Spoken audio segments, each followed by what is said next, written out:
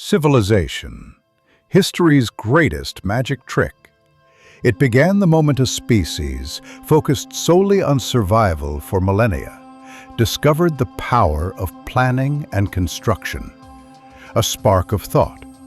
We must transcend the rules of nature. That spark carried us from the walls of caves to the peak of the pyramids. Where then was that first moment of building consciousness hidden? When did the first engineer pick up their tool? And for what reason? In this season, we will focus on the 0 point of civilization, that first great leap. Starting from 10,000 BCE, we will examine the first structures, the first mathematics, and the initial culture of cooperation. This is not merely a story of stone and earth. This is the tale of the human mind, challenging its limits for the first time and craving permanence.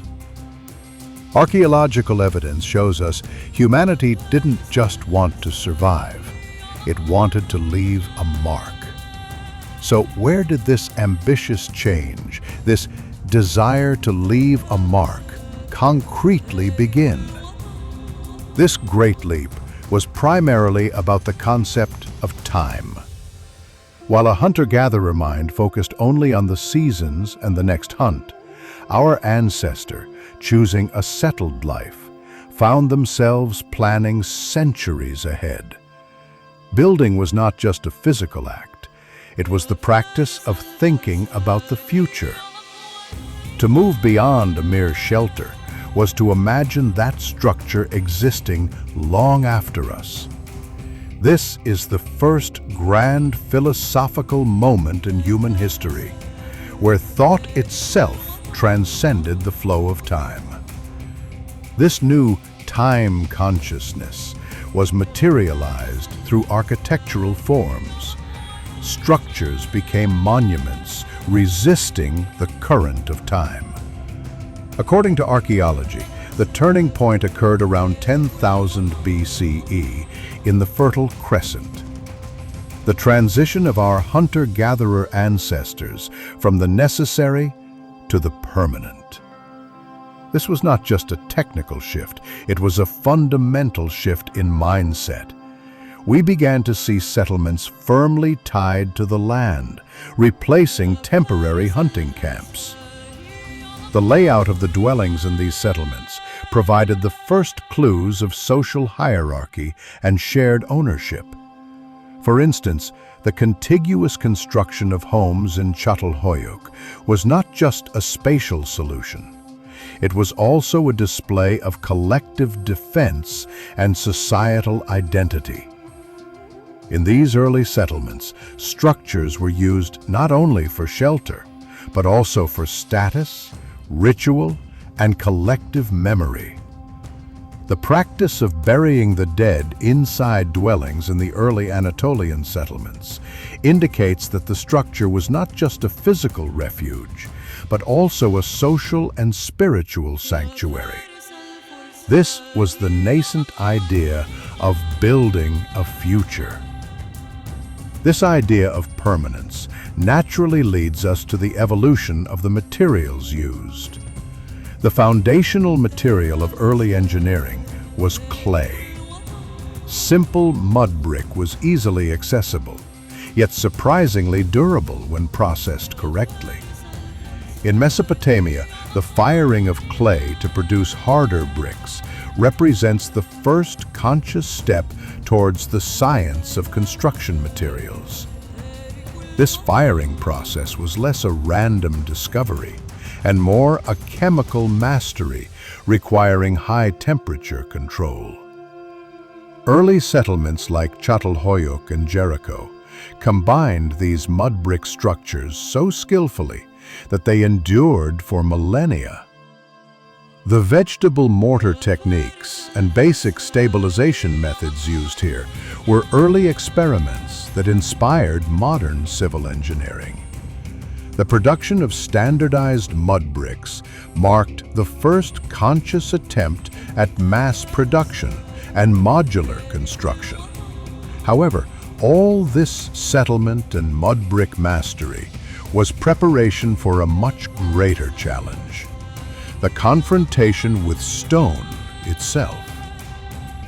The confrontation with stone also meant the rise of the symbolic value of the material. Mudbrick was part of the fertile earth, of life, and of the transient cycle. Stone, however, symbolized the non-earthly, eternity.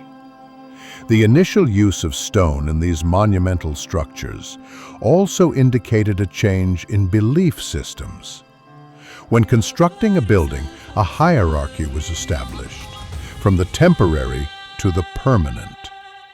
The most sacred areas, or the most important monuments, were always sealed with stone. This material choice was not just a technical decision. It was also an expression of the hierarchy of belief and power. The real revolution occurred when we transcended mudbrick technology and began to process stone. The ability to shape stone for a specific, measured purpose, rather than just breaking or stacking it. From the tooling marks on the surfaces, archaeologists decipher the intuitive, geometric aptitude of the artisans of that era. The first units of measure used by the Egyptians and Sumerians, often based on body parts, such as the cubit, show that the structure's durability depended not only on sheer force, but also on precise calculation. Determining angles, interlocking stones, and maintaining vertical Hernal's planes were achieved not merely by guesswork, but through simple yet effective tools like taut ropes, plumb bobs, and water levels. These simple tools prove that the first mathematicians were also the first engineers, laying the foundation for the modern scientific method. The synthesis of all these technical and mental leaps required humanity's greatest management success: cooperation. Great structures were built not just by stone and tools, but by human relations. To move beyond what a few dozen people could achieve, it became necessary to unite hundreds, even thousands, under a single blueprint. This was the first complex social organization.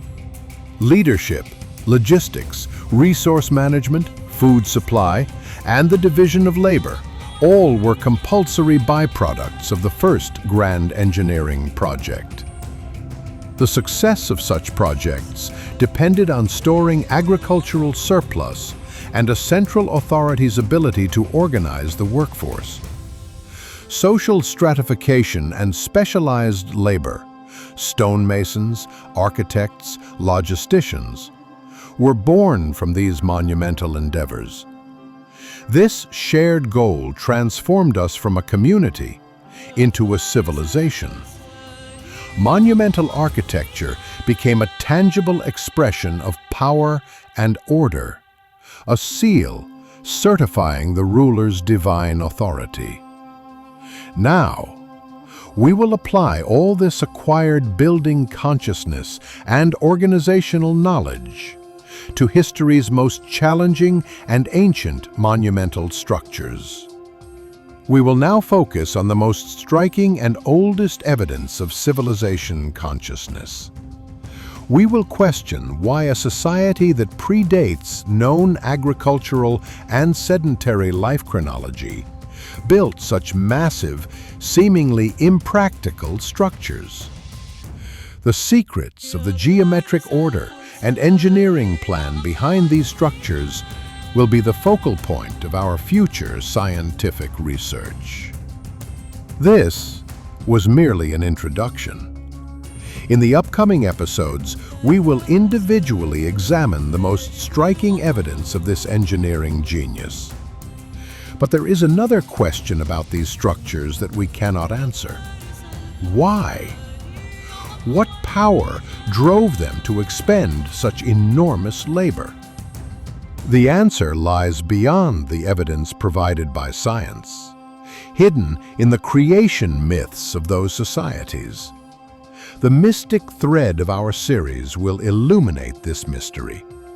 Stay tuned and turn on your notifications, because in the second episode, coming very soon, we will listen to the first voice that led to the conscious leap of humanity and the first age of gods. See you then.